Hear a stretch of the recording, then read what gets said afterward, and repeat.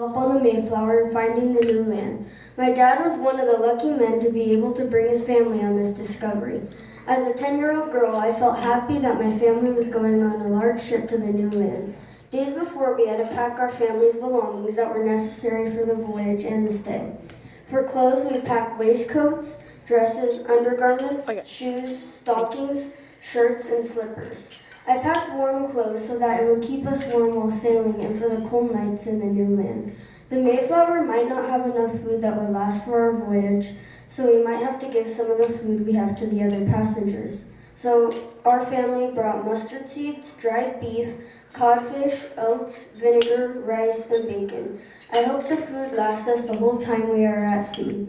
It was morning and I got up and I was ready to get on the Mayflower. I looked at my sundial and we were already late. My family all ran out the door to get on the Mayflower. I saw the boat, and good thing it did not leave yet. The boat was 100 feet long with a huge mast and gigantic sails.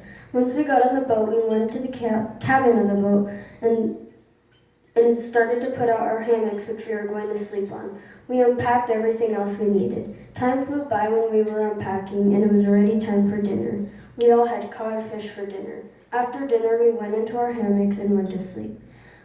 Our family loved to explore the enormous boat, but that was rare. Most of the time, my dad had work to do as the ship's carpenter, like fixing any of the boat's issues. My mom had to wash clothes, and my brother and I had to do chores to keep the cabin tidy. 66 days went by on the boat, and then we finally reached the new land, Plymouth. A group of us from the boat were assigned to gather straw and twigs so the men can start building homes. People were assigned a plot of land for their homes. Finally, a few months later, our house was built. Living in Plymouth was different from living in England. We had to start over. I can see my parents work so hard to establish a new life here. It would have been easier if my family could if we brought chickens, but we were not allowed to bring livestock on the boat. If we had chickens, we could have eggs, and we could trade the eggs and chickens for other goods. This would have made our life easier. We brought warm clothes, but on the boat and in Plymouth, Virginia, it was still very cold, even with the warm clothes, and we would be warmer with blankets. Eventually, we did get blankets, but Mother never had time to sew them on the boat, so we had to wait until our house was built. I was glad that we prepared for the long voyage, but it would have been better if we brought a few extra items from England. Luckily, in the end, everything worked perfectly, and we had a good life in the new land. Yeah, good. Yay! We have a certificate and a medal and a goodie bag, so let me give you that. And I was just thinking, they landed in November. You know how cold it is today? Can you imagine landing somewhere, not having a house and not having blankets? I don't think I would survive. Those were brave souls.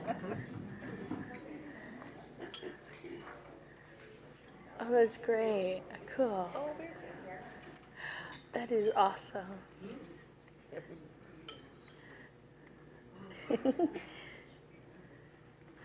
Yeah.